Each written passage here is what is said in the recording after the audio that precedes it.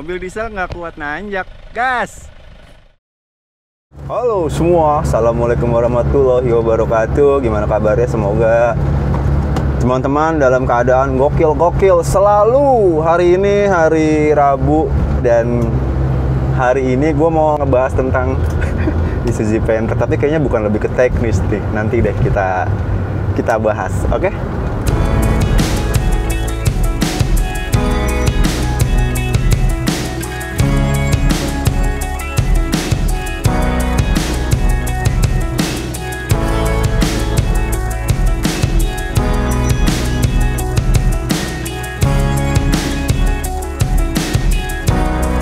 Set deh. Ini jalannya emang konturnya tuh agak kadang-kadang nggak keprediksi ya.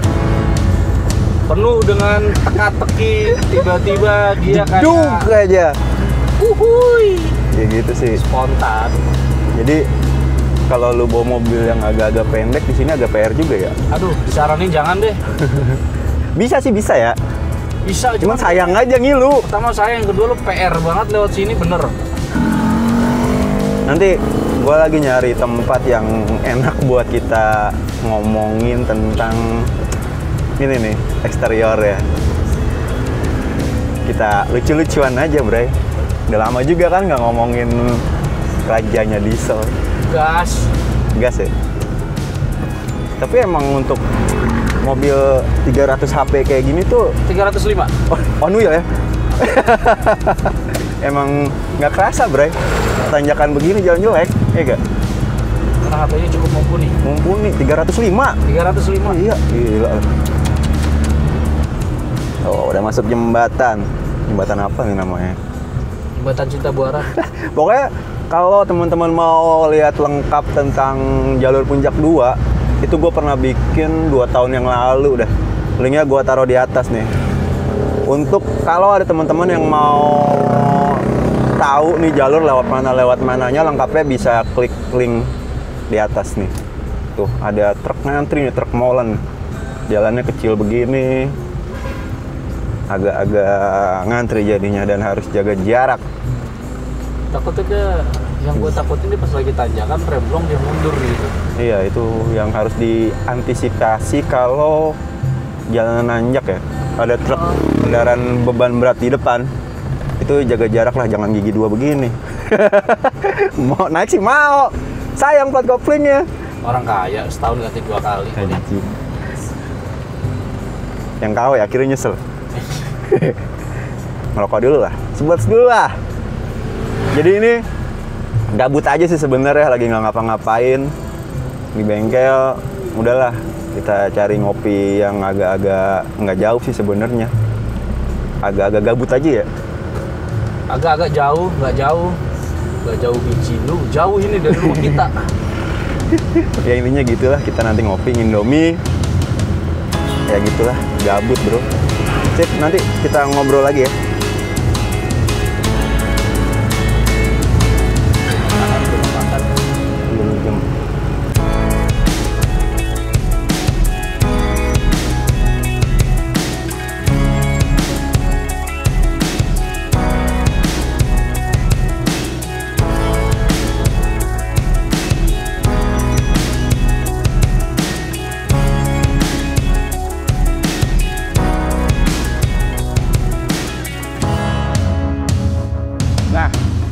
Seperti yang gue bilang, sekarang gue mau ngomongin tentang mobil gue sendiri nih. Jadi nge-review mobil sendiri. Walaupun beberapa video sebelum ini mungkin teman-teman ada yang ngikutin perjalanan gue sama si Panther ini yang kondisinya udah kayak gini nih. Nah ini adalah, ya udah pernah tahu lah lo. Ini Isuzu Panther tahun 2001 yang tipe SV nih. Jadi dia tuh tipe terendahnya ada LM, ada LV yang long, ada yang shortnya SV, terus ada LS, SS kayaknya ada juga deh. Terus yang tipe tertingginya di tahun dia itu ada yang touring kayak gitu. Dan ini adalah tipe yang SS. Lihat tuh kondisinya ya udah begini. Fog lamp udah hilang, emang aslinya dia nggak ada fog lamp ya, jadi ada cover buat nutup ya. Tapi waktu gue bawa jalan, gue lihat, fog lampnya kemana? Udah nggak ada. Lampu ya udahlah, nggak usah nanya ini LED atau bukan, tapi yang cukup diapresiasi adalah dia udah kristal multi reflektor nih, tuh lumayan lah. Terus kayaknya itu aja sih yang bisa diceritain ya, standar lah tuh washer buat air nih, tuh crut-crut gitu. Nah, ke bagian samping ini nilai lebih dari si Isuzu Panther adalah, kalau sedikit boleh membanggakan adalah ketimbang rival-rivalnya ya. Rival-rivalnya pada waktu itu ada Kijang dan Kuda. Kalau Kijang Kuda itu dia PCD-nya, bautnya itu cuma 5. Tapi di sini dia 6 loh bautnya. Sama kayak SUV zaman now, Pajero, terus Fortuner itu bautnya 6. Dia udah 6 nih. Jadi lebih kuat. Tapi kalau ngomongin soal kekuatan kaki-kaki ya, kalau kita compare sama Kijang, itu Kijang lebih kuat. Kalau Panther nih, kaki-kakinya jujur ya, ringkih gitu teman-teman. Tapi kalau yang kapsul, itu udah agak better karena bautnya nih udah 6. Kalau yang Panther kotak, dia bautnya masih 4 tuh, PCD-nya 4 kali 114 atau 4 kali 100 gitu. Dia udah 6. Tapi pas gua lihat waktu itu ya, di bengkel ada yang bongkar Kijang gitu sama Panther, itu laharnya, lahar Kijang sama lahar Panther itu gedean lahar Kijang, padahal bobotnya nih di mobil beratan ini 2 tonan nih kalau nggak salah, 2,1 atau 2 ton gitu, kayak gitu ya. Depan masih cakram, belakang tromol. Dan yang tadi gue bilang ini tipe yang short, jadi beda berapa senti tepatnya gue nggak tahu, tapi di sini tuh terlihat agak lebih square nih kalau teman-teman lihat. Kalau menurut gue sih itu bagian sampingnya tuh udah pada begini-gini nih, cus baret ya, baret biasalah namanya mobil tua. Dan yang cukup diapresiasi juga adalah dia udah electric mirror, tapi motor gue udah ngaco electric mirrornya kayak gitu. Ke bagian belakang ya ini flat banget, pokoknya bagian flat dari Panther adalah bagian belakangnya kalau menurut gua. Di saat Kijang kapsul dia pembukaannya udah pada lift ke atas, dia masih ke samping. Kuda juga di tahun ini masih begini nih, tapi dia yang versi terakhir dia udah ke atas, ngelifting ke atas. Sebenarnya itu aja sih yang kita bisa ceritain teman-teman dari bodinya. Sekarang kita coba kepoin bagian mesinnya. Kok kepoin sih? Gue udah tahu sih, cuman ini sedikit ngomongin Panther aja nih. Gue juga kangen nih ngomongin ini mobil. Kita lihat bagian mesinnya. Mesinnya nih kayak kotor banget nih engine bay gue nih. Kayak gini. Bahkan nih udah begini nih, bro. Udah begini tuh. Nah, mesinnya ini punya kode 4JA nih. Dia kapasitasnya 2500 cc, 4 silinder. Kalau ditanya tenaga di atas kertas, kalau compare sama diesel-diesel zaman now, itu mungkin bisa udah nggak ada apa-apanya. Dia punya output 80 horsepower gitu, malah kurang kalau nggak salah kalau di Panther kapsul. Tapi kalau soal torsi ini lumayan nih, 175 Nm untuk yang naturally aspirated tanpa turbo gini. Kalau yang udah turbo itu dia bisa 190 Nm. Kalau di atas kertas emang angka-angka itu kecil teman-teman. Tapi ketika teman-teman jalan gitu ya, ke jalan yang lumayan menanjak atau jalannya jelek, ini mesin ini sangat terasa powernya.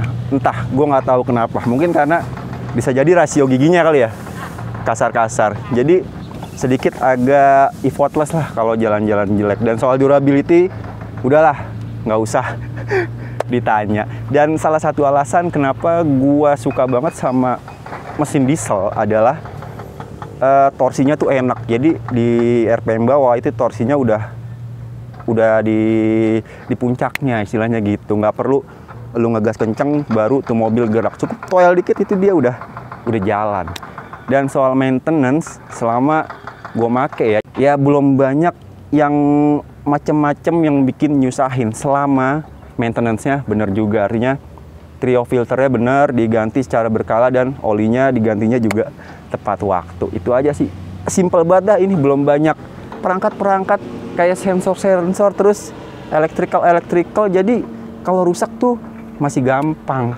Dan kalau temen-temen jalan agak jauh, kenapa gua secara pribadi ya, opini, lebih menyarankan mesin diesel konvensional seperti ini, ya karena kalau di jalan ada trouble itu mendeteksinya tidak sesulit mobil-mobil diesel zaman now yang dia udah kebanyakan sensor dan elektrik. Kalau ini mostly itu masih mekanis gitu.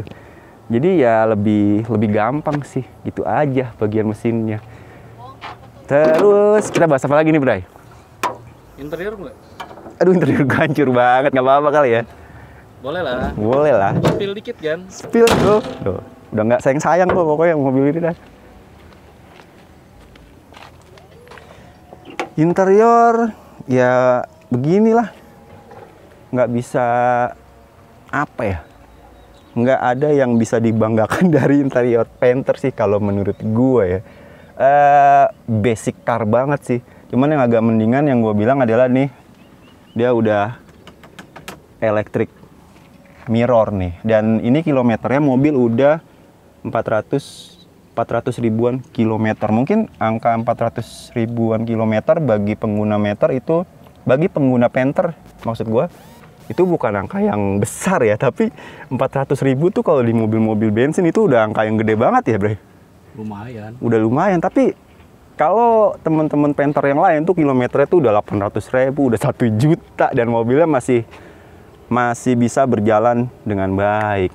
Nah, tapi itulah kelebihan dari Isuzu Panther kalau menurut gua ya, sepengetahuan gua selama make ini mobil, teman-teman. Nah, ada lagi satu kelebihan dari Isuzu Panther, atau ini juga kelebihan dari mobil-mobil di zamannya dia ya, seperti Kuda dan Kijang. Kalau teman-teman masih ngerawat nih mobil gitu, entah beli sendiri atau heritage dari orang tua, lungsuran dari orang tua, itu teman-teman bakal selalu teringat masa lalu gitu. Kalau misalkan kecilnya sering diantar sekolah dulu pakai Kijang atau Panther, ketika sekarang teman-teman udah mampu beli mobil dan naik mobil Panther lagi atau Kijang atau Kuda, itu bakal keinget, wah iya ya, dulu orang tua gua nganter sekolah nyari duit pakai ini mobil gitu. Endingnya adalah teman-teman bakal keinget tuh, dan mendoakan mereka-mereka yang udah berjasa membesarkan kita. Itu aja. Bener gak? Amin. Amin. Doain orang tuanya selalu ya, yang masih hidup ataupun yang udah meninggal. Always. Nah, sekarang kita lanjut ke puncak 2 kali ya. Gas. Gas ya. Sambil kita cerita sedikit nanti di dalam. Yuk, kita ngopi di atas aja.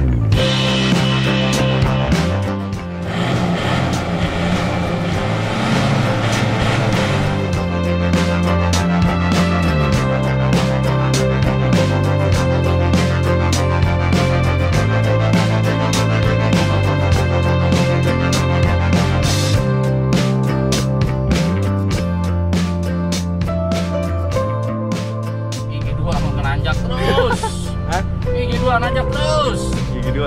Nggak pakai nahan, bosku. Naik terus. Cuman itu sih ya kalau diesel ya, oke. Tapi kalau di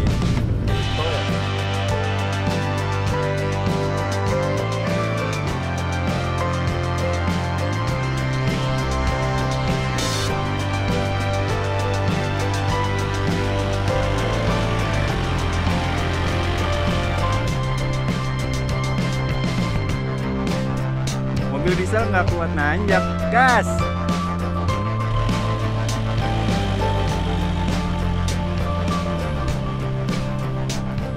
Nah, kita udah jalan nih, kita lanjutin ceritanya tentang si Tojonyo diesel. Nah, gue sempet baca komen gitu ya, katanya sebenarnya ungkapan rajanya diesel itu udah nggak sesuai sekarang gitu, karena sekarang kan banyak diesel modern yang lebih canggih. Tapi kalau menurut gua, kalau parameternya dari rajanya diesel adalah soal durability.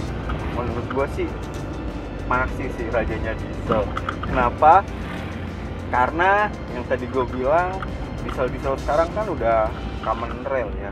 Jadi udah elektrik lah, udah pakai sensor gitu ya. Ya. Nah, elektrik itu ketahanannya nggak sedurable mekanis ya.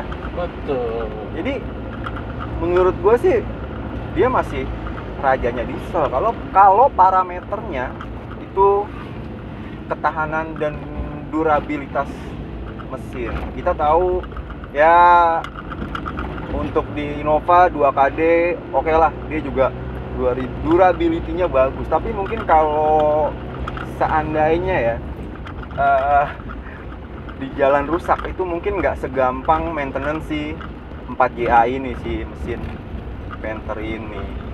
Intinya gitu. Kalau teman-teman mau nanya lagi, gimana bang kalau compare sama Kijang diesel?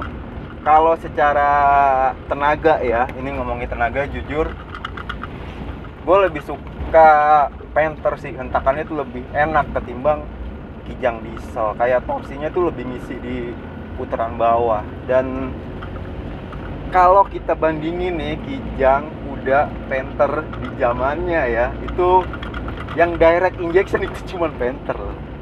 Cuman Panther yang udah nggak pakai busi pemanas, doplak. Kuda tuh masih tuh 4D56. Tapi Kuda punya kelebihan itu larinya lebih enak loh. Di antara dua rival Kijang sama Panther itu Kuda, gua akuin larinya kalau buat main-main speeding itu lebih enak Kuda. Kijang ya nggak beda jauh sama ini, cuman gua rasa sih tenaganya enakan 4JA ketimbang mesin Kijang yang 2L. Itu aja sih cerita dari diesel Tuir. Itu nih udah Tuir ya. 2001 remaja Udah kuliah sih. Dewasa beranjak tua. Banyak tua ya, udah mulai mikir ini ya, puyeng ya. Udah mikir puyeng. Udah mulai puyeng iya. Udah mulai banyak tagihan pinjol gitu. Ya, pinjol. Tapi mesin-mesin diesel ya itu lebih bisa long term sih ya usianya ya. Long time. Lebih usianya bisa lebih lama daripada mesin bensin. Kalau lagi-lagi kalau merawatnya maintenance usernya ya. Gimana ngerawat mobil dan mesinnya. Itu teman-teman. Dan juga kalau ada yang teman-teman nanya ya kenapa sih mobil-mobil diesel, bahkan mobil diesel sekarang juga itu harganya lebih mahal dari mobil bensin. Misalkan Innova diesel dengan Innova bensin itu harganya lebih mahal Innova diesel karena material dari mesin diesel itu lebih kuat dan lebih harus tahan sama kompresi, karena kompresi mesin diesel itu lebih besar daripada mesin bensin. Makanya material mesinnya tuh dibuat lebih kokoh, dan karena lebih kokoh ya cost production-nya pasti lebih mahal bro. Jadi harganya lebih mahal tuh. Dan keuntungannya adalah harga purna jual ya itu cenderung lebih stabil daripada mobil bensin. Yes. Dan kalau ngebandingin lagi tadi udah ngomong juga yang Panther, Kuda, kaki-kaki gue jujur sih paling lemah sih Panther. Untuk Terapa nih? Terlemah, teringkih. Iya, teringkih dengan bodi seberat ini ya. Dia mesinnya diesel, beratnya tuh 1,9 sampai 2,1 ton gitu. Dengan struktur kaki-kaki yang tidak kokoh, yang jadi ya secara ketimpa bobot gitu ya ringkih ya. Jadi lu setuju nggak kalau misalnya Panther ini mau dibuat mobil off-road? Nah itu sayangnya. Lu setuju nggak? Setuju sih. Setuju karena mesinnya sih gua rasa udah cukup lah ya. Mesin oke ya? Oke, kaki-kaki sih. Kaki ya? Jadi kalau memang lu mau main mobil ini dibuat off-road ya, atau yang kayak gini gitu perlu pasti upgrade kaki-kaki lah ya, upgrade kaki. upgrade, sering-sering cek. Nah, itu kalau lu pasti pernah ngeliat ya di vlog majalah Jeep tuh ada Panther di upgrade 4x4. Jadi transfer case-nya sama apa? Transmisinya itu pakai punya Elf yang di Jepang yang 4x4, dan itu ketika masuk ke mesin itu plug and play, Bray. Enak, Nggak ngerubah apa-apa. Berarti kan apa ya? Ini kenapa dulu nggak dibikin 4x4 aja, ada variannya? Heran, kenapa nggak 4x4 gitu? Kita bikin aja apa nih buat mobil? Padahal nih mobil ya, kalau ini dulu ada varian 4x4 ya, mungkin nih varian 4x4-nya harganya bisa Nggak masuk mungkin Enggak. dengan harga jualnya. Sekarang. Iya. Wow. Ngelangit juga, jualan jadi gorengan juga. Keren item udah ini. Iya. Mungkin ya. Tapi ya sayang banget sih 4x4.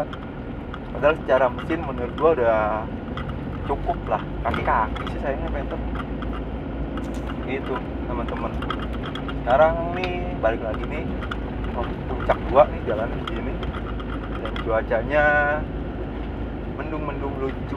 Mendung-mendung udah gerimis ini, Pak. Dan ini nih kaki-kaki baik lagi ya. Ini gua agak mendingan nih setelah ganti pelek. Tadinya tuh pakai pelek 16 Surabaya gitu berat. Itu kaki-kaki sering buat rusak. Pas ganti pelek ini nih, Wok Japan asli tubis, ini beruntung banget nih dapat pelek ini. Itu kaki-kakinya agak mendingan. Dan oh ya thank you nih Pak Haji Amir udah ngehibahin pelek cakepnya ini ke gua. Makasih banget. Semoga Pak Haji panjang rezekinya, sehat Amin. selalu dan bahagia. Amin. Selalu. Sampai sekarang gua masih pakai nih pelek. Berguna Mantap. banget ya. Berguna banget asli buat kaum sobat miskin kayak gua gitu. Nah kayaknya itu aja sih vlog gua kali ini yang sedikit ngebahas tentang rajanya diesel. Nah, coba teman-teman taruh di bawah apakah rajanya diesel itu masih pantas disematkan di Isuzu Panther. Masih pantas nggak? Coba komen di bawah ya. Kayaknya itu aja sih vlog gua. Sekarang gua mau cari tempat-tempat ngopi dikit biar agak sedikit fresh lah. Udah lama juga nih kayaknya nggak melipir gini. Konten review. Sekarang coba sedikit fresh. Oke, sampai di situ dulu vlog gua. Sampai ketemu lagi, dan jangan lupa kalau teman-teman punya cerita tentang Isuzu ya bisa komentar di bawah. Sip, thank you. Assalamualaikum warahmatullahi wabarakatuh. See you.